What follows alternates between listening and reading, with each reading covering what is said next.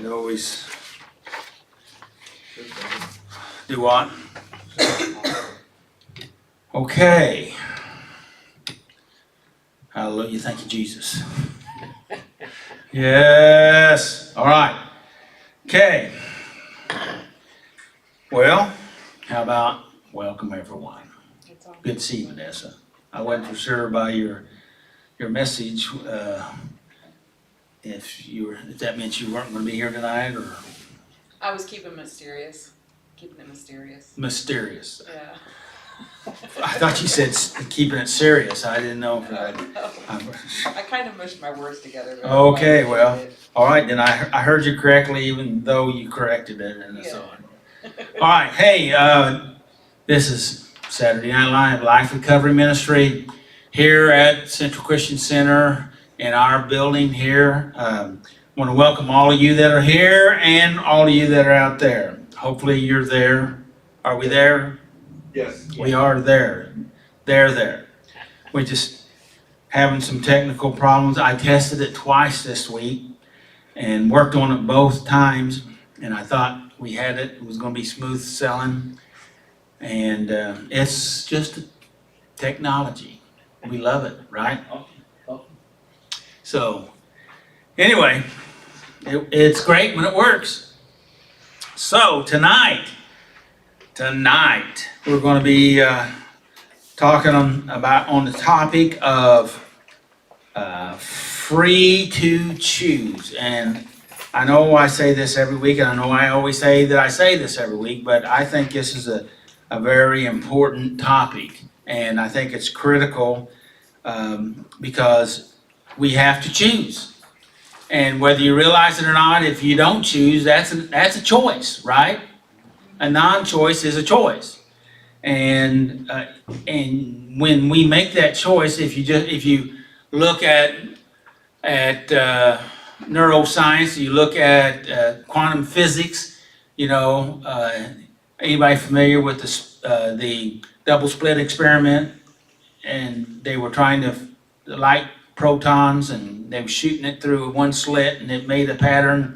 And they opened up two slits, and it made two patterns. And they found out that if you observed it, the light it would change from. It's been a while since I went through this. It changed from a single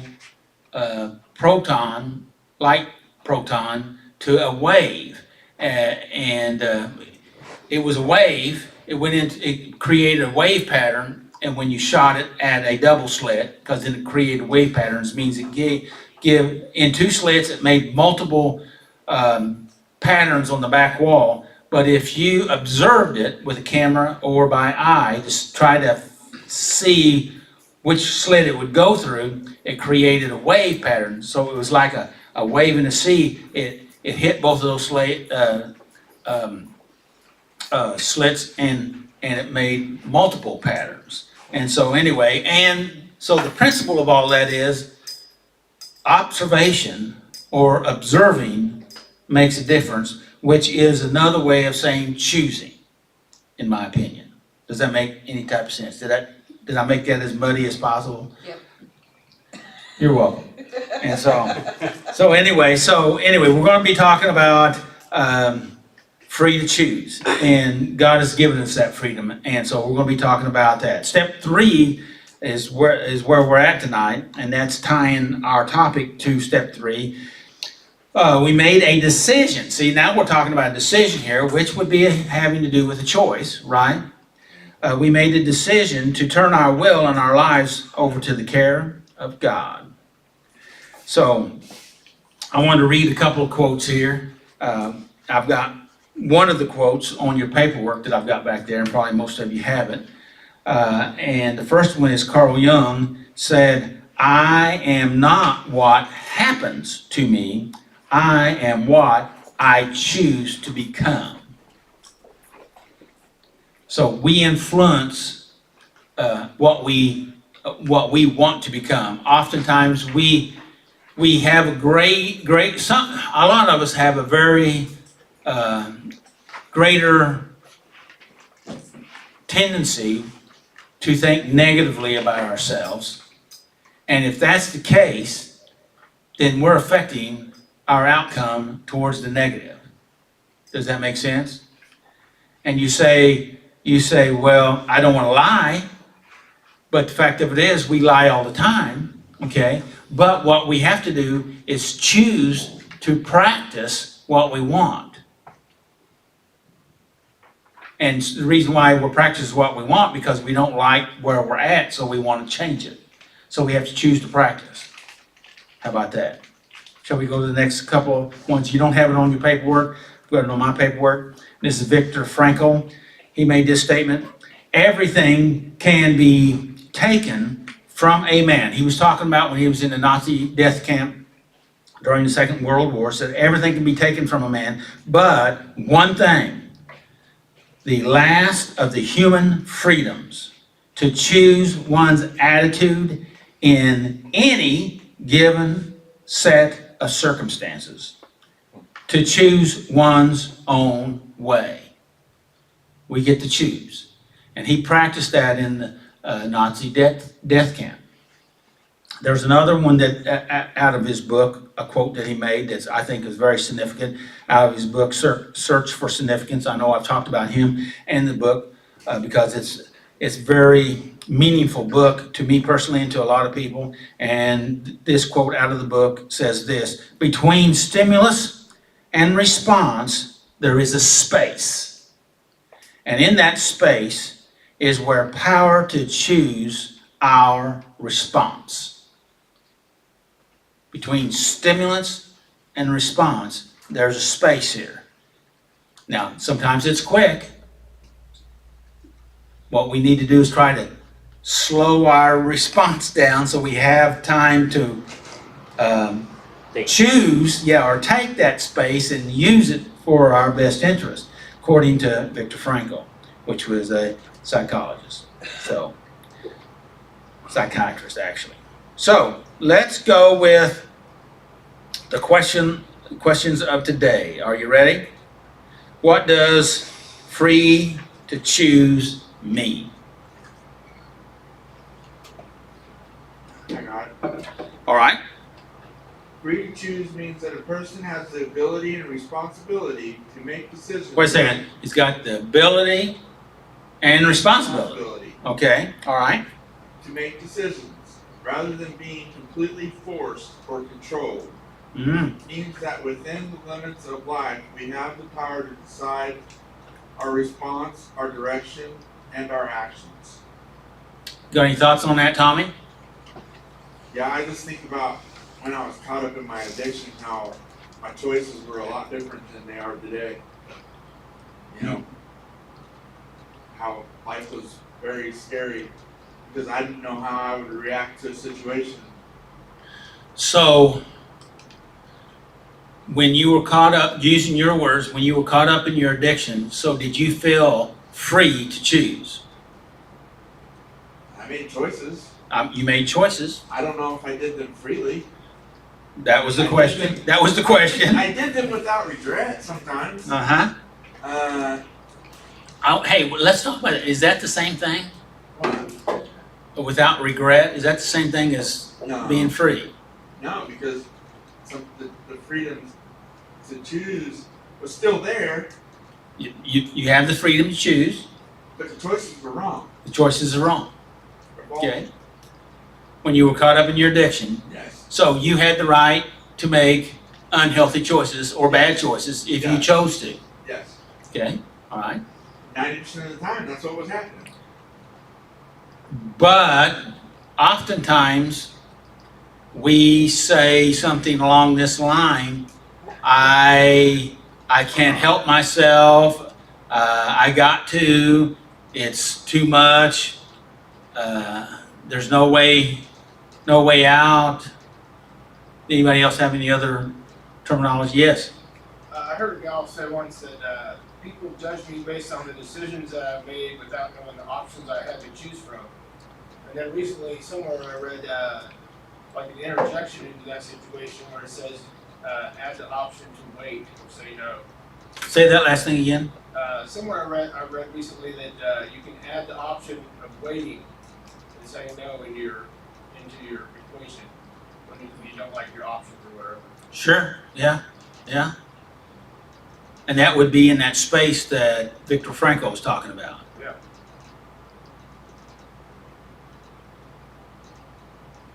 Any other thoughts on that definition that Tommy read? Thank you for your input. Okay.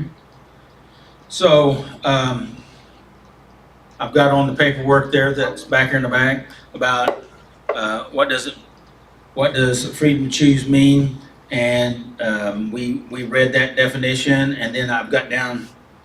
I'm working off two different papers there, so that the basic meaning is that you can select between alternatives. You're able. You can pick, kind of like you were talking about just there about. My options. Your decision is not completely predetermined or forced. So sometimes we feel like it's forced, right? That you don't have any choice, but we have choices. Even Viktor Frankl said that he was freer than his captors because he felt like he could choose. And evidently, they felt like they couldn't choose. Does that make sense? And you are responsible for the consequences of your choices.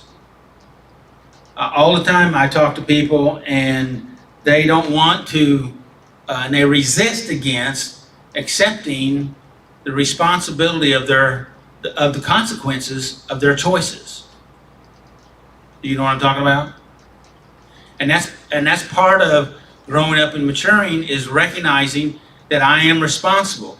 Hey, I found out many years ago, I'm responsible for a lot of choices that I didn't make, but I'm still responsible for them.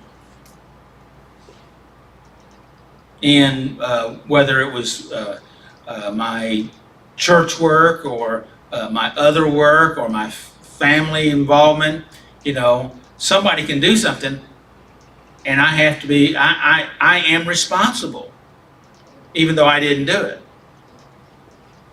Willie saw me one time at court, and the judge wanted me to plead guilty over something that I didn't do, but it was on one of my pieces of property, and I said, I will be responsible for fine and take care of the problem, but I'm not going to plead guilty. I'll just say, I'll take care of it. And he says, no, law says you have to plead guilty to it. And I said, I will be responsible for it, but I didn't do it. And I'll pay the fine. I'll fix the problem. I couldn't do it beforehand because I didn't have access, but I'm getting access and I'll take care of it. I was trying to be nice. Wasn't I nice, Willie? Yes. What are you giggling about? I still remember that like it was yesterday. And the judge was starting to get frustrated, and then he talked to the prosecuting attorney there, which was actually beside me, and said, would you accept an Alford plea? Which I don't know what an Alford plea is, but I'm kind of glad that Alford had it named after him now. And basically I didn't say I was guilty.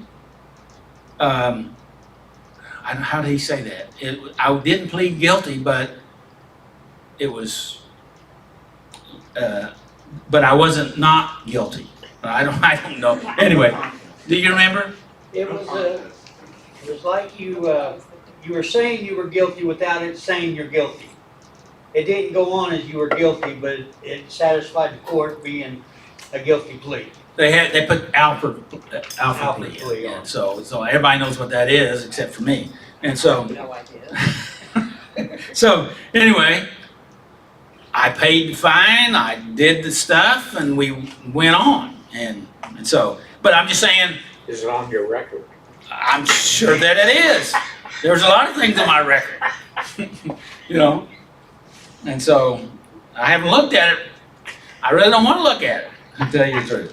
But so anyway, I need to get on. I maybe shouldn't even talk about it. I'm just saying sometimes we get into hard spots, and I know I've went to court and watched people throw fits because it wasn't fair. That was always their accusation. Hey, life is not fair, by the way, in case you didn't know that. And throw a fit and get angry, and all they do is make things worse. I've seen that, and I mean they have a point, but the way they were addressing it wasn't going to get them anywhere, because when it's all said and done,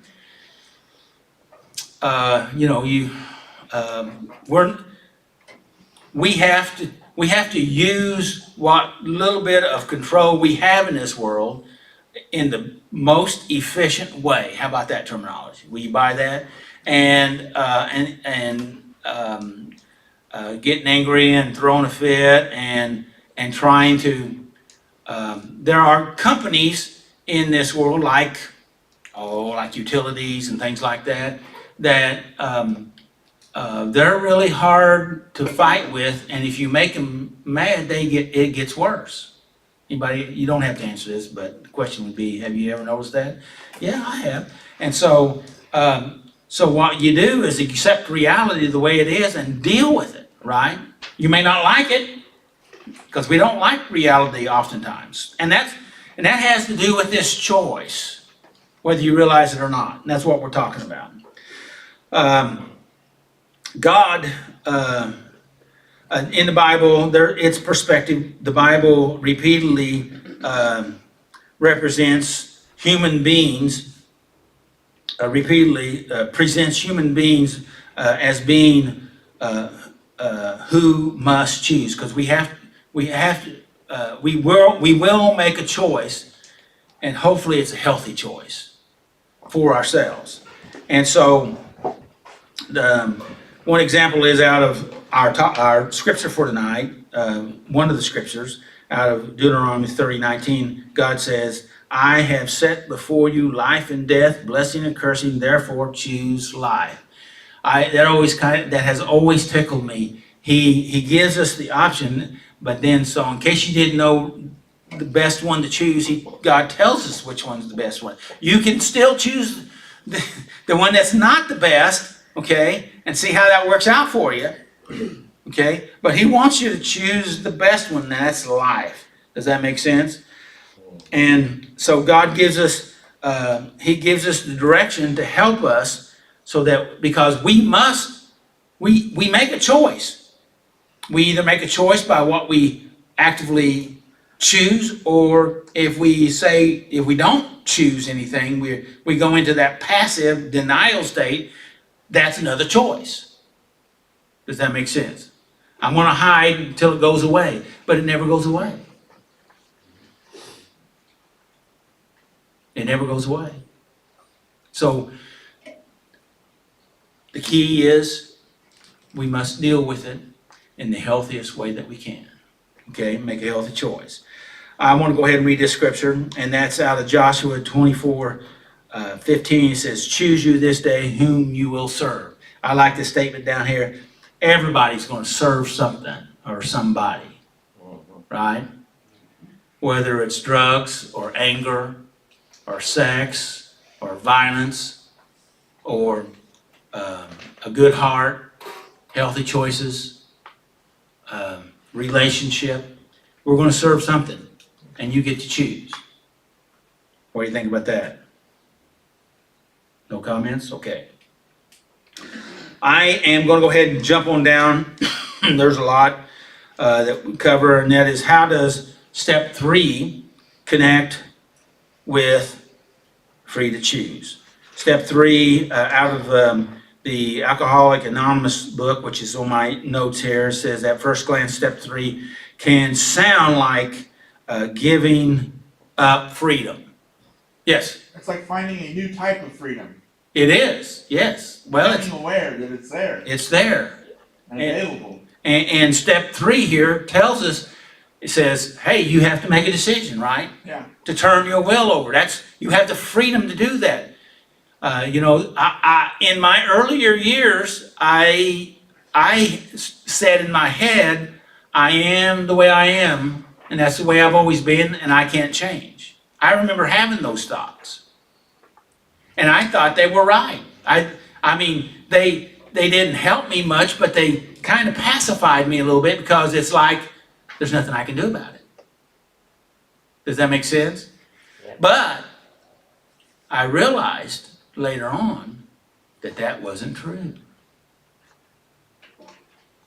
And that's what we're trying to do here in Saturday night, is to help you to see and think new thoughts that will set you free. Just what you said, Tommy. So, where was I? At first glance, step 3 can sound like giving up freedom.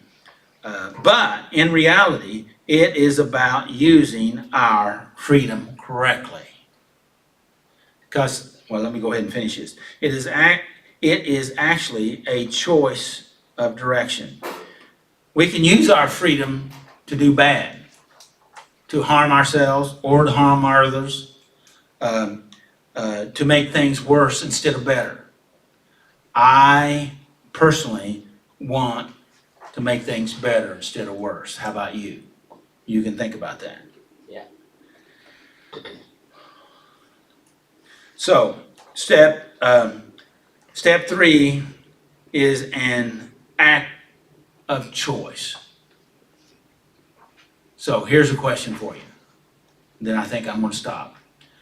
My question is, what do you want? What do you really want in your life? See, I'm trying to trick you. Not in a bad way, but in a good way. Because I want you to come to a conclusion or a thought of something that you want. Which you say, this is what I want. Which is a choice. And hopefully, what you want lines up with the good things. Recovery, health, spiritual connection, relationship with God. What do you want? If you really, really want that, what you then do is you make a connection with God, and He will help you do that because He wants to give you the desires of your heart. What do you think about that? I see. God invites, but we decide. Amen. And it's really the choice it keeps going over my head about the prodigal son. Do you want pig slop or do you want the ring, the robe, and the fatted calf? Mm-hmm. Because knowing like we were born into royalty, Right? we are. Yes. But it's when you're at rock bottom, you come to your senses, and you're like, oh, I am royalty. Like I can have these things, even though he didn't go back for those things. He went back just to be a servant to his father, but A hired hand. Okay. Hired- Just a right. hired hand. And But then there's another change where you have to be willing to accept and admit the good things that even he has even more good for you than what you're willing to admit that you bet. are worthy of. Yes. And that story paints a picture of God's love. That Father shows the pattern of God's love to us. That we believe that we're not worthy because we messed up big time. But God has the capacity, because He is love, to reach out and love us because we're there, we're humble, we have surrendered, and we receive that mercy and that love. So, on the last thing there, I've got down the key of your life and some other things there. I would recommend you do that. And one of the big statements I have down the very, very, very end of the page, I think, on your paperwork, is connection isn't secondary. Connection is fundamental. or primary. So, all right, who's reading the steps tonight? Any questions, comments, thoughts? Yes, sir. I think that is so important because, at least for me, when I was in the midst of my addiction, I was alone. Even though I was around people, I was still alone. And I wanted it that way. Because you were emotionally disconnected. Right, because I felt like I didn't have anything to share with anyone. I didn't want to talk to people. I didn't want to be around people that I knew, my friends. But now that Because you felt like that would expose you more. yeah, Or make you open to. exactly. But now that I'm in recovery, I have not recovered. I don't know if I ever will, but I am in recovery. And I am just fascinated by how much I want to connect with people That's great. because it's the joy of life to have friends and people you love. And a family invited me over for dinner last night from church, and it was just a wonderful time, you know. We just laughed and talked and played games, and it's like I got to know them better, and I think they enjoyed it because I'm a pretty nice guy most of the time. I'm convinced. But we've got to have those connections. It's so important. And it all starts with connecting with God first. Yes. With God and yourself. And sometimes it's easier to connect with God than it is with ourselves. Thank you for that. Appreciate that. All right. We are going to the steps. Lori, I'm going to read the steps. Thank you, Lori.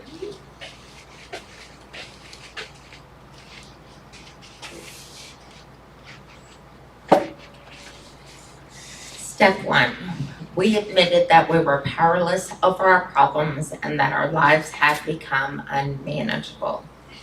2, we came to believe that a power greater than ourselves could restore us to sanity. Step 3, we made a decision to turn our lives and wills over to the care of God. 4, we made a searching and fearless moral inventory of ourselves. 5, we admitted to God, to ourselves, and to another human being the exact nature of our wrongs. 6, we were entirely ready to have God remove these defects of character. 7, we humbly asked God to remove our shortcomings. 8, we made a list of all persons we had harmed and became willing to make amends to them all. 9, we made direct amends to such people whenever possible, except when to do so would injure them or others. 10, we continued to take personal inventory, and when we were wrong, promptly admitted it. 11, we sought through prayer and meditation to improve our conscious contact with God, praying only for knowledge of His will for us and the power to carry it out. 12, having had a spiritual awakening as a result of these steps, we tried to carry out this message to others and practice these principles in all our affairs. And again, tonight we are on step 3. We made a decision to turn our wills and our lives over to the care of God. And it's been a while since we've asked if anyone needs a bracelet. I know we're not a lot in number, but anyone here need a bracelet? It's been a while. Going once, going twice. Awesome job. Thank you.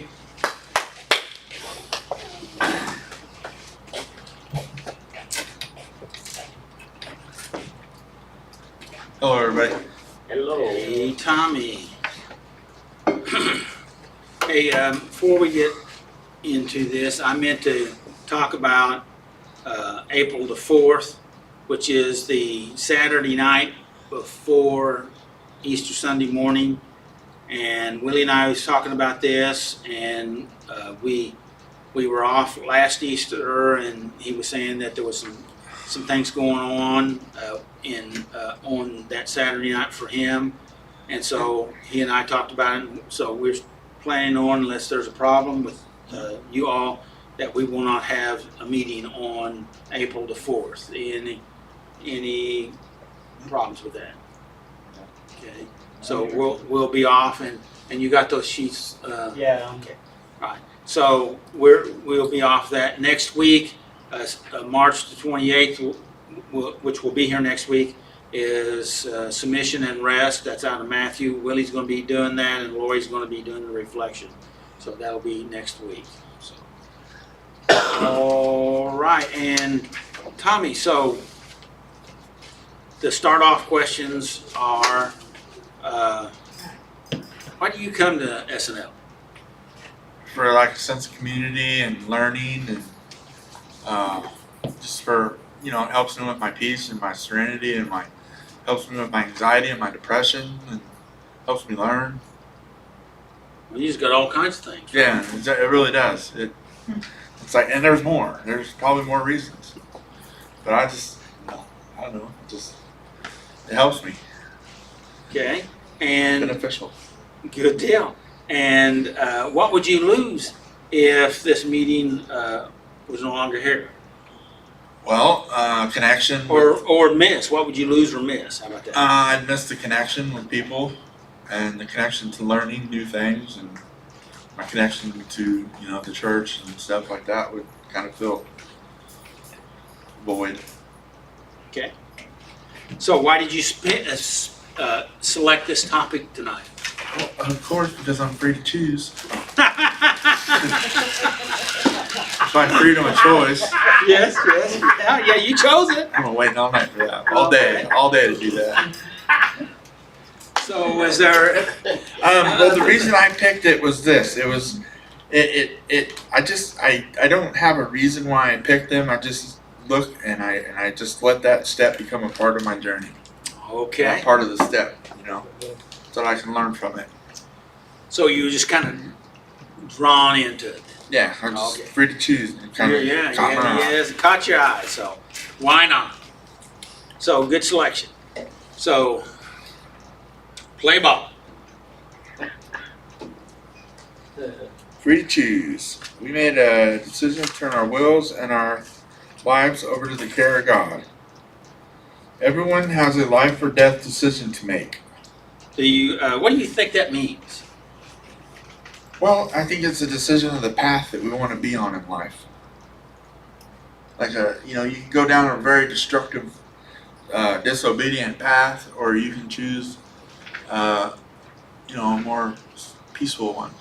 Do you think there's a reason why people choose to go down a destructive, disobedient path? Well, it could be a part of like being broken, and it just feels that need for chaos when you're broken. Some people that are broken strive to just, like I did, I like chaos. Can we talk about that for a second? I think it might be significant. Yeah. We don't have to. Anytime you don't want to, you just tap the brakes. Oh. But so why do you think? Because I've been thinking about this. I've been thinking about this in general, but it kind of hit my thinking when this came up right here. Yeah. What you said about Chaos. people choosing chaos. So why would a person choose chaos? What would be behind that?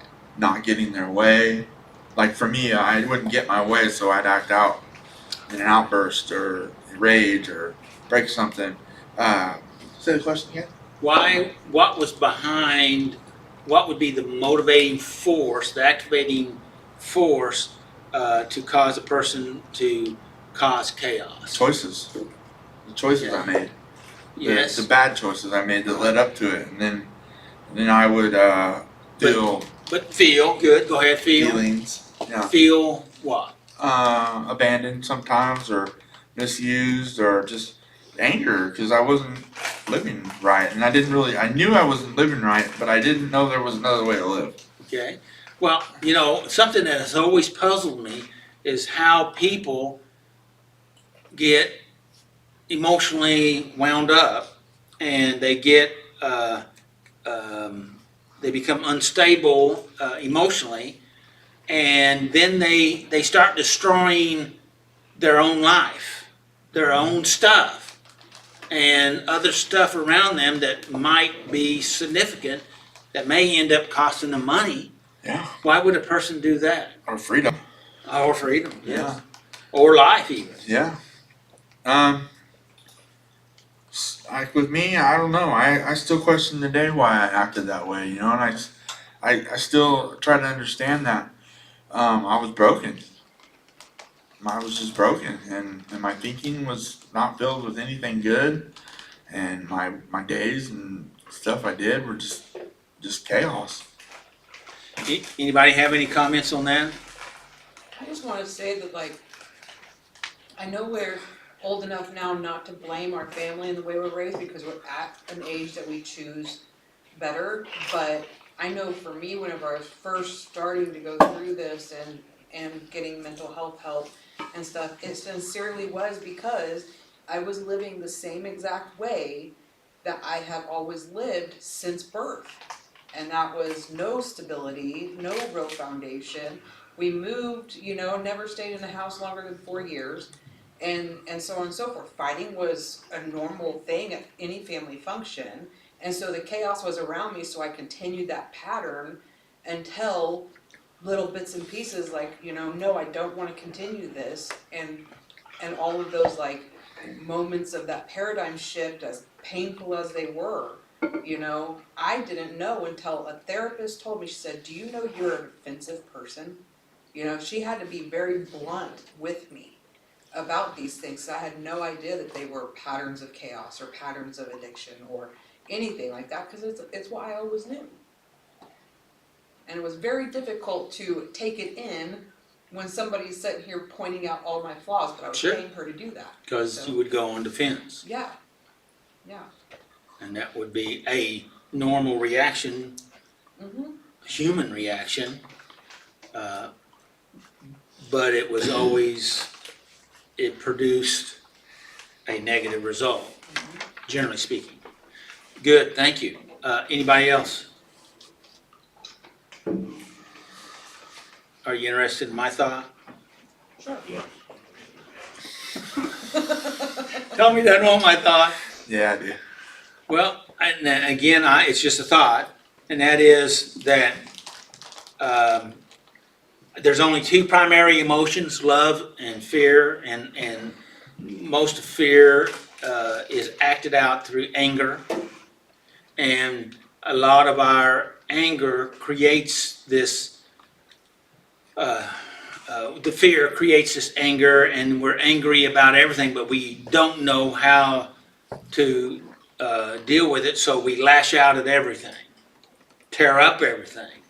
You see 2 and 3 year olds, they oftentimes, they just tear stuff up, and part of it is part of learning to tear stuff up, but hopefully somewhere along the line you learn, and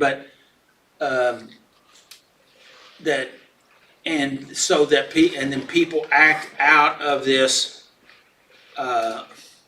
overwhelming state of disorder in their life, and and they're trying a way of trying to reorder their life through using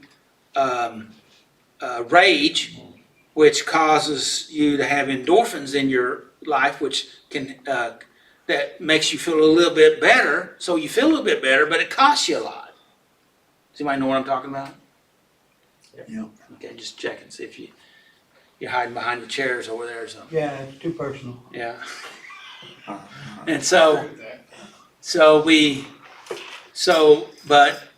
but soon as we start to think about it, then we can begin to learn to take responsibility and and in taking responsibility, then you also can get endorphins because you are taking actions, and then you're actually then feel good about yourself, and you can like that you are. I don't know a better word to say than this right now. You see yourself growing up emotionally, maturing. So what do you think about my thoughts? I like it. So, all right. Play ball. We have all been created with the supreme privilege of free will, the ability to choose. Right. Free will. The supreme privilege. The ability to choose. We all have the ability to choose. Has anybody here ever had the thought that I don't have a choice? Oh, yeah. Okay. This is the only thing I can do in This is the only thing I can do. And no way out. and- Only this. And that, what we did was we ran through the stop sign there where Victor Frankl was saying that there's a space between the stimulants and the response. And there's always more than one choice. In fact, a mental thing that I used that in quantum physics it talks about it at what they call superposition. That's before you make a decision. At the point of superposition, you have all kinds of different choices. Even though you may not be totally aware of them, they're still there. And until you make a choice, according to quantum physics, all those choices are available. And when you make the choice, they all collapse into what you decided, according to quantum physics. Does that make sense to? That would be really neat to watch. Yeah. And so I would practice, even though I may not be able to see all the choices, I just am going to try to do the next best thing that I can. And that's so much better than being stuck. Yep. And doing the bad choice, right? Okay, go ahead. Talk. Even when we were in the bondage of our addiction, we still have choices confronting us. Very true. So what does that mean to you? Well, I had something to say and then I forgot. Well, read the sentence again, Alright. maybe you'll come back. Even when we are in the bondage of our addictions, we still have choices confronting us. Well, we're alive. We're still alive. Right. We're just not functioning correctly. I wasn't. I mean, So what was the difference between functioning correctly and not functioning correctly? well, waking up in the morning and taking care of your business throughout the day and paying your bills and being honest with people and, stuff like that. Before it was like working out, wake up and steal something and go trade it to get high and, and then I'm just off on a tangent of being high and don't even really know what I'm doing. Okay? All right, thank you. Well, Go ahead. alright. When we are in recovery, we face the nagging lure of falling back into our addiction. What does that mean to you? It's still there. We're still learning. We're fresh. We're only in step 3 here. We're still learning.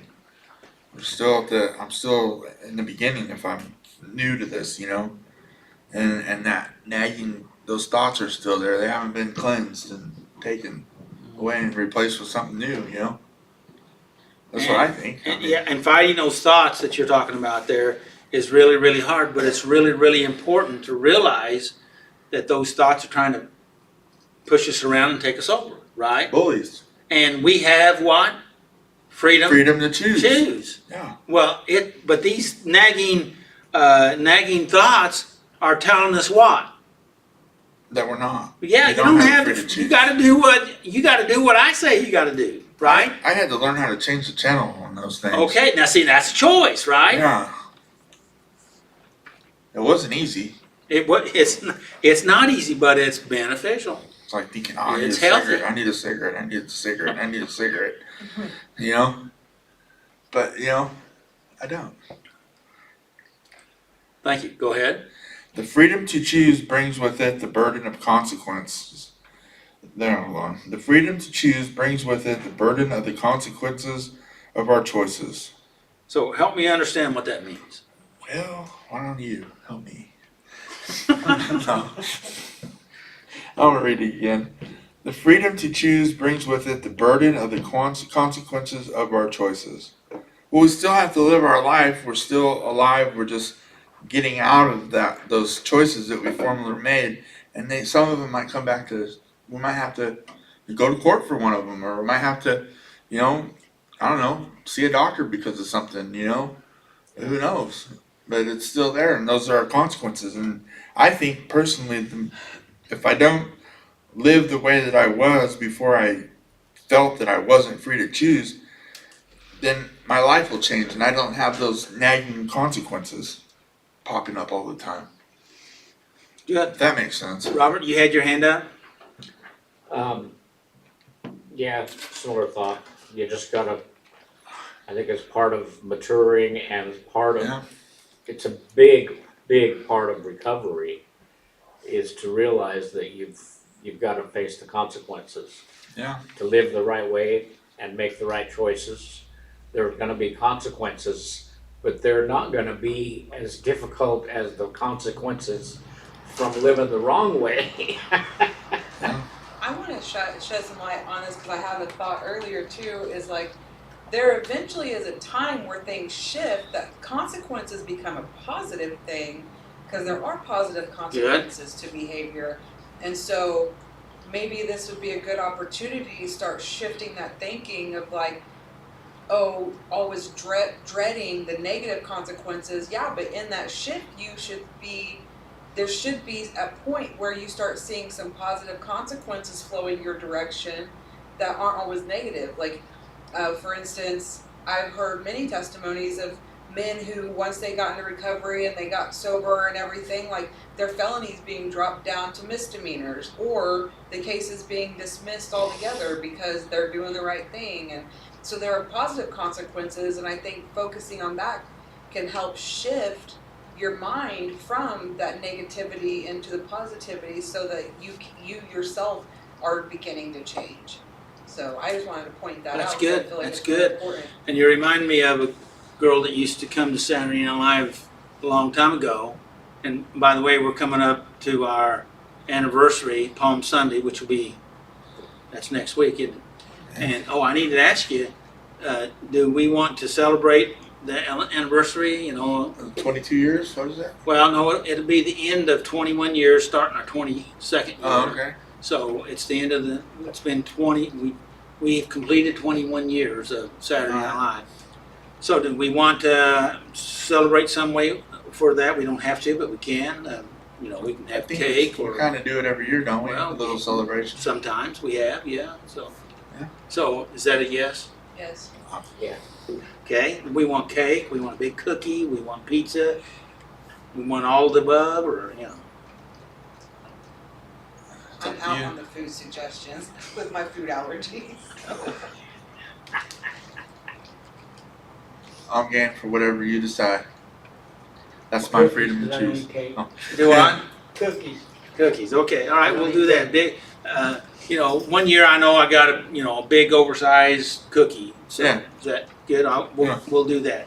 But we had a young lady several years ago, many years ago, that came in and was working real hard in recovery and going through the process. And she came to me probably 2 or 3 years into the process, and she wanted to go back to college and get a degree that she was wanting.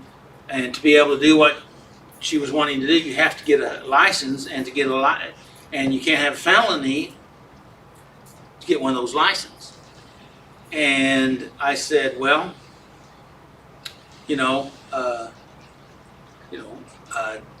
I think it'd be really good for you to go back to school and get your education, and let's just believe God that He'll work those things out. Which, I tell you the truth, I didn't know I mean, I learned, but by the time she got about half of what she needed, which I think she needed another year and a half, maybe two, she found out that can be expunged. And we had a guy that was coming to a Saturday night at that time that was involved with the FBI, and he helped, and it worked out, and she was able. Didn't look like it several times, but it happened, and it's just one of those. I call it a miracle, you know, and there's been a lot of those miracles throughout the 22 years of stuff, 21 years of stuff. So and we've had someone, Jacob, that wrote in here when we were talking about choices. Bad choices are easy to make, but hard to live with. Yeah. Yes. The Yes. guilt. Yes. And he says good choices are hard to make, but easy to live with. All right. I'll go for that. Good one. I thought that's pretty good. Thank you, Yeah. Jake. Yeah, thank you. Go ahead. These choices affect our lives, and the lives of our children. Free will is our blessing and our responsibility. So, any thoughts on that? Yeah, because the way I live, if I was constantly living a bad life, my children would see that and then they would copy me. So I like to think that, me living more healthy, is better for, the lives of our children. Because they learn better things, from us. Good. Go ahead. All right, let me find out where the scripture is here. Deuteronomy 30:15-20. God spoke through Moses, saying, Now wait a minute. In our translation, in the New Living Translation, the next statement is, "Now listen." "Now listen, Yes. Okay. So what does that mean? Now listen. hear me, Pay attention. pay attention." Clean the grease out of your ears. Do what? Clean the grease out of your ears. Clean the grease out of your ears. Yes. Stop what you're doing and pay attention to me. All right. Because It's important. it's important. I thought that was important, huh? I said, "Now listen." Yeah. Now listen. I And thought he that. said, "Huh?" I thought that was important to pause on, and he's saying in this translation he says, "Now listen." Now listen. Okay, listen up. Hear Okay, you. because it's important. Joe Biden used to say that a lot. Listen. All right. I'm not responding to I'm moving that. on. I'm moving on. Okay, go ahead. Today I'm giving you a choice between life and death, between prosperity and disaster. For I command you this day to love the Hold Lord. on. Oh, okay. That I put in orange here. He told us something. How to connect with God and be able to make the best choice, and that is Choose life and prosperity to love. and love. Yeah. To love. Yeah. Choose love. Because if you choose love, then you will have life and you will have prosperity. Right? Yeah. I agree. What if we don't choose love? What if we choose hate? What do we get? Disaster and just a messy life. Do what? Death. Death. Okay, go ahead. For I command you this day to love your God, or love the Lord your God, and to keep His commands, decrees, and regulations by walking in His ways. His ways. What does that mean? Well, it means we got to get to know His ways, and that would be a choice to make. To get involved with understanding what His ways were, so I would know how to relate to Him. Maybe. I didn't remember this until just now, out of, in the Old Testament, it says that the Israelites, it was talking about Moses, they knew,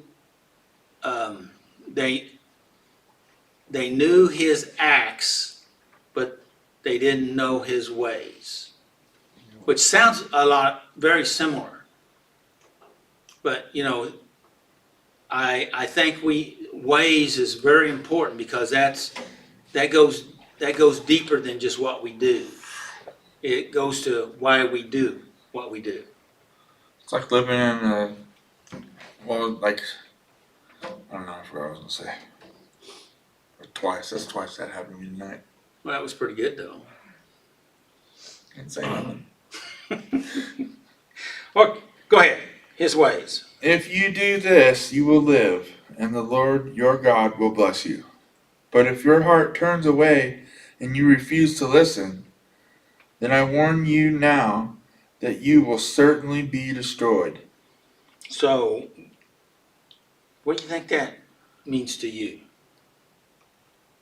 It's like if you don't choose the path of that God's setting before you, and you're gonna be in destruction. So, but we do have freedom to choose, right? So we don't have to do it. No, we don't. But if you were having a guide lead you through the wilderness at night, and he's telling you what to do and what not to do, and if we don't listen, we could very easily get lost and get hurt. Would you agree with that? Yes. And we thought it was a good idea to get a guide, but sometimes then we decide we were going to want to do our own thing. Of course, we're not talking to anybody in here, but so any comments from anyone? Go ahead. Where was I at? I'm got lost in here. We were talking. It was May you be certainly destroyed. Okay. Today I have given you the choice between life and death, between blessings and curses. Now I call on heaven and earth to witness the choice you make. that's always been an interesting statement. To witness? I call heaven and earth to witness the choice So you the make. angels and all the other people. Maybe? Maybe. We don't know what's all in heaven. We don't know. But God's telling everybody, whoever that might be, to look at your choice. Look, you've been set Observe apart. that. You've been set apart. Yeah. You've been renewed. I wonder. You're being renewed. I wonder what they're doing when we're making healthy choices. Yeah. They're saying, "All right, Tommy." I wonder what they're saying when you make those other choices. Get away from us. Come on, come on. Or a big old hedge of protection that we're not aware of. Yeah, That's keeping us yeah. alive in those moments. Yeah. Yeah, that is true. That's a good point. Go ahead, Tommy. Oh, that you would choose life so that you and your descendants might live. You can make this choice by loving the Lord your God, obeying him. Wait a minute. You can make this choice how? By loving the Lord your God, You can make this choice how? loving the Lord your God. Loving, Love. Now, we're not talking about doing something here. We're talking about loving, or maybe another way of saying it is being, Caring for. right? But if you truly do love, that affects what you do. Isn't that true? Go ahead. Even if it said choice by respecting the Lord your God. Yeah. Or obeying him and committing yourself firmly to him. And it's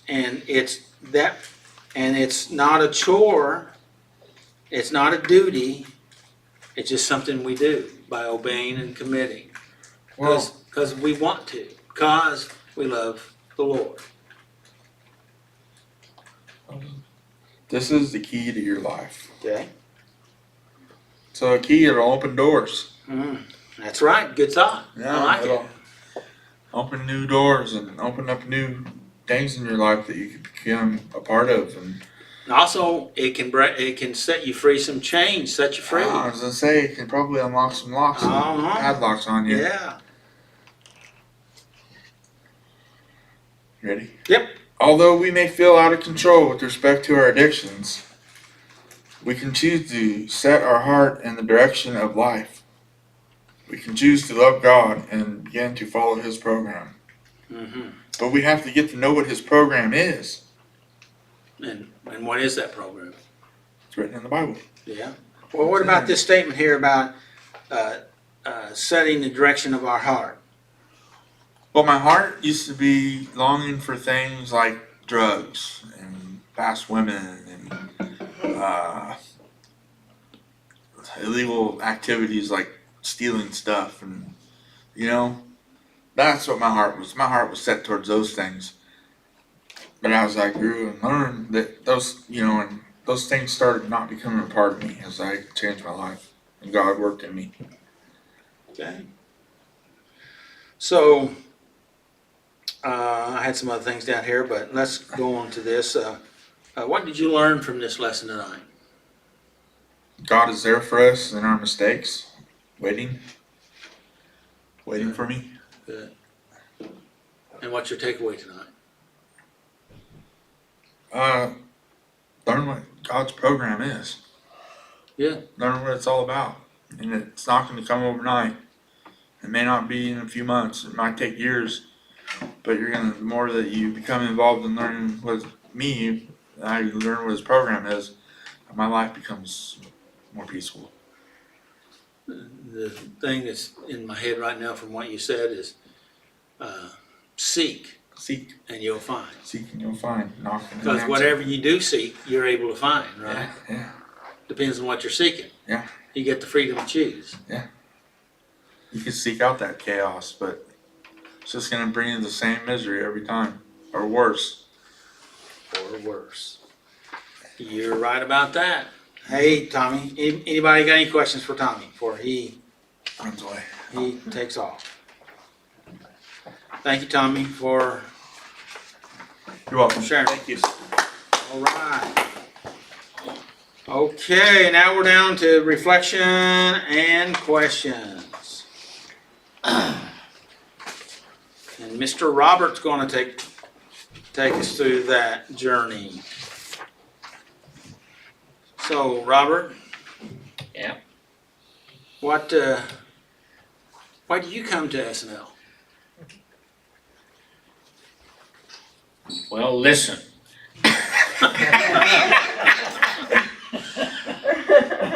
Because it gives me people to connect to. Okay, good. And I learn something important every week that I can apply in my own life and make my life better. And why not? Why not? That's good. Thank you, sir. Okay, let's get into the questions. All right. For your reflection, however you want to do it. Free to choose. Number one, what is it about my understanding of God that blocks me from deciding to turn my life and my will over to His care? Well, thankfully, I finally decided to do that. Good. I made that choice. But I think what stopped me from making that choice before is I was so guilty. I felt so guilty. I felt like I didn't deserve to have a relationship with God. And, I was just such a selfish person. I did exactly what I wanted. And not just me, but other people that I love were affected by the consequences of my actions. And I don't know why I was so stubborn, but I just kept thinking that I could do it on my own. I could kick that addiction, but nope. Listen, I couldn't do it. It's good, good. So you made a statement there about, um, you know, resisting God because you couldn't forgive yourself. So if you were to give a message to us, what would that be? How do you do that? How did you come to be able to do that? What was it that sets you free to be able to accept God's grace and what we would say or call forgiving yourself because you accepted God's grace?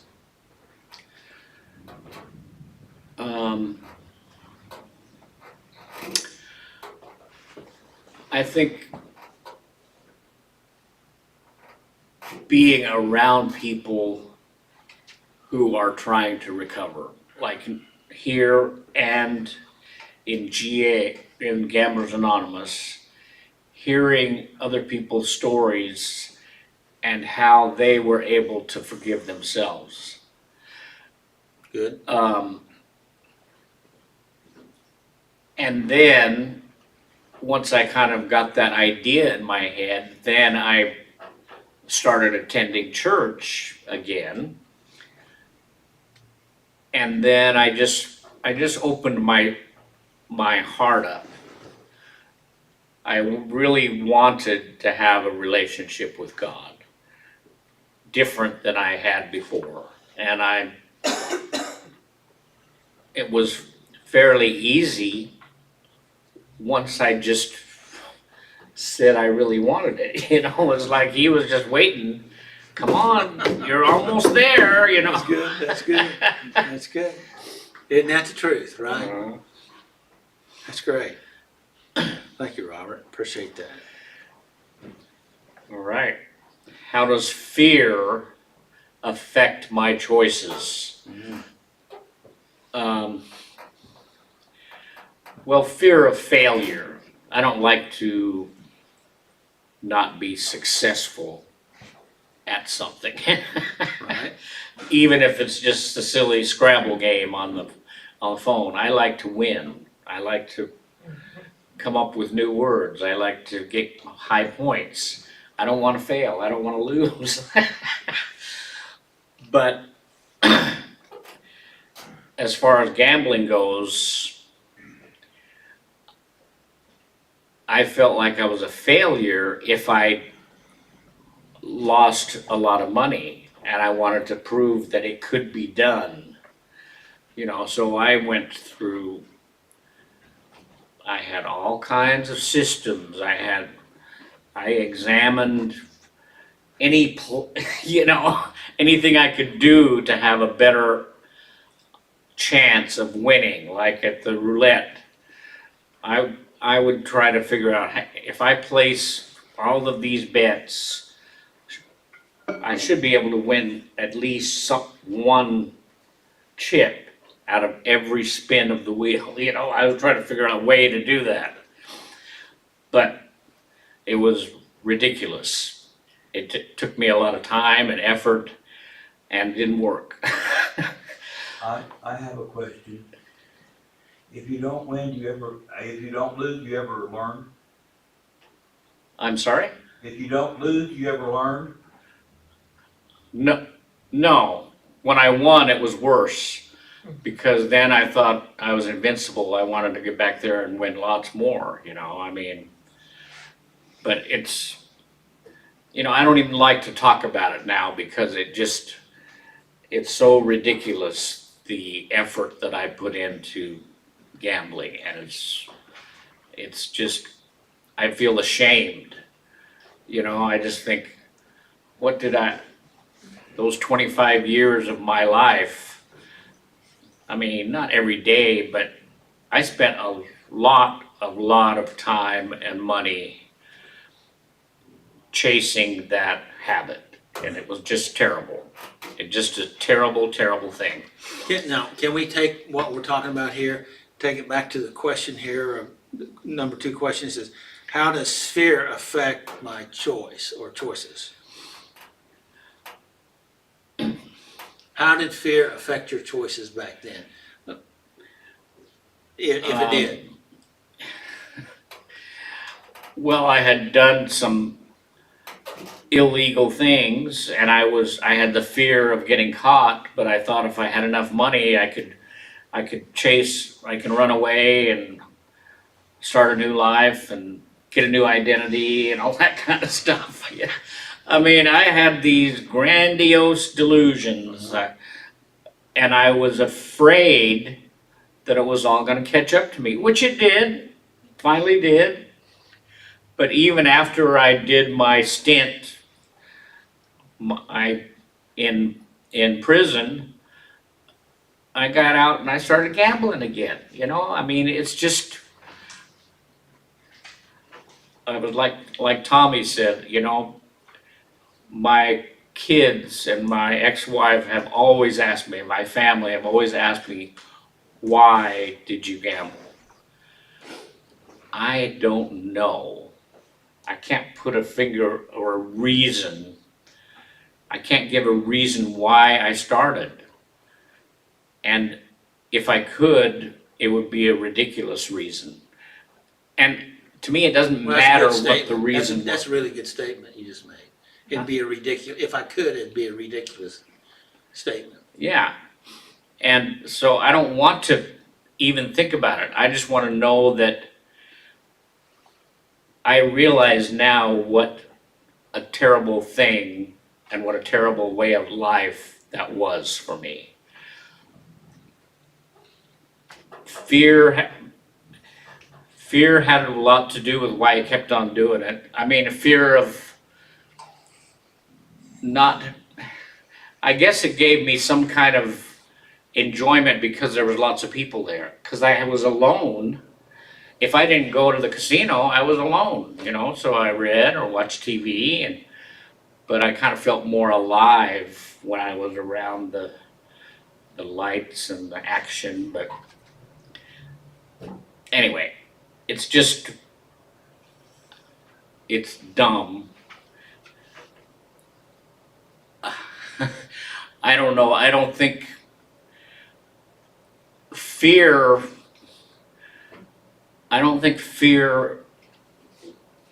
has as much control over me as it used to. I feel like I'm trying to make love my first idea. When I have a Good. choice, Good, what is gonna be the best thing for me? good. What is gonna be the best thing for the person that may be involved here? So I'm just trying to change the way that I think about things when I'm making a choice. And a funny story, well, it's not funny, but someone asked me on the phone, I don't even remember what the question was, but the first thing that popped into my head was a lie. I was gonna answer that question with a lie, because I was a good liar when I was gambling, let me tell you. And it's like it didn't serve a purpose many times. It was just the fact that, let's see, what can I do to be tricky? I don't know. But I didn't say it, thankfully, but that came into my mind and I said, why would I say that? It's not necessary. And so I feel like my mind is changing, my heart is changing, and that makes me feel good. You know, I feel like God is working in my life, and so I'm not so ashamed, and I don't feel as nearly the guilt that I have in the past. I feel like my life is going in the right direction, and I'm happy. That's great.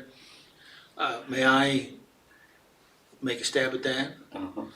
Because lying is a form of trying to conceal. Would you agree with that? Yeah. And I would assume in gambling, you want to conceal yourself so that people can't read what you're doing. Mm-hmm. And so that could have been pattern, but now you don't feel the need to conceal. Right. But it's just like what I was telling you earlier, when the interview guy came along, I asked him if I could black out my face. And he said, well, sure, we could do that. But then I just laughed and I said, no, I'm not gonna do that. I'm not that way anymore, you know? And that's because that right there was part of breaking your old pattern. Mhm. Saying, no, I'm not that way. Yeah. And there's still a part of you that's that way. Because the thought is there. But you're less that now than you were before that, Yeah, in my opinion. What do you think? yes, I am. I agree. And- Congratulations. And I'm That's awesome. thankful to God for that. And the people that give me encouragement and help me see what can happen to your life when you live in a truth, live the right way. You live and accept the truth. I mean, that's about what it is. Truth. Truth anchored in love. Yeah. And love anchored in truth. Yes. Good deal. All right. So, what did you learn from tonight's lesson? I learned that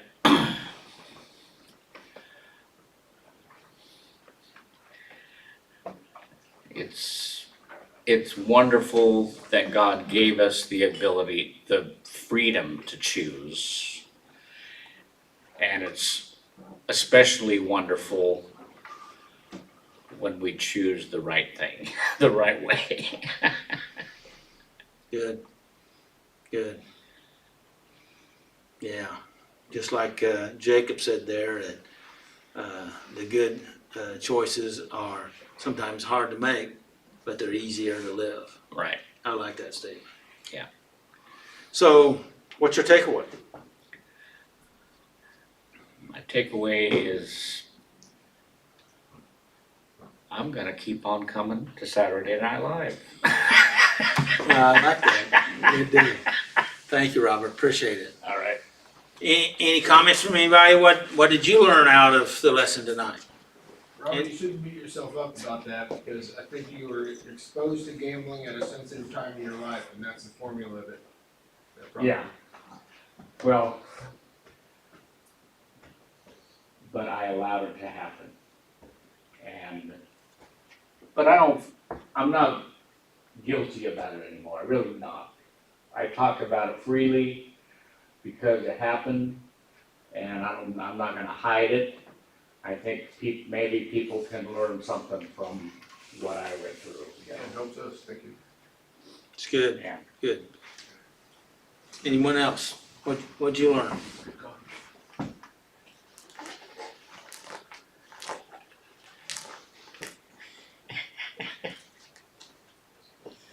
To let go and let God. Okay. I mean, let go of my own selfish desires and learn new things to desire. No, thank you. That's my choice, so that I don't chase the old things. Because those old things can come up, like you said, and also Robert said. We should recognize that when they come up, it's really an opportunity to practice what we want. And that's what prayer and meditation is all about. If you're trying to be focused on in something, and your mind wanders, don't get mad at yourself. The issue here is to practice bringing your mind back to where you want it to be, just like you did. It's okay. Yeah, that's who I want to be. Yeah. Yeah. So, excellent. Next week, Willie will be doing the step. Lori will be doing the reflection and questions, and that's submission and rest. So. Submission and rest. And rest, yeah. At least that's what he's got written down here, or somebody's got written down He's here. good at submission, I'm good at rest. So, No, that'll be next week. And I'm We'll gonna sleep find through out. it. Do what? I'm gonna sleep through it. Okay. Practice makes permanent. Yeah. So, You gotta concentrate on rest more Yeah. than submission. may the Lord bless you and keep you, and may his face shine upon you and give you his peace. And again, make healthy choices, right? You get them, that's free, right? You get the free, you got a free choice, and so you get to make them. Make them healthy, right? Yeah.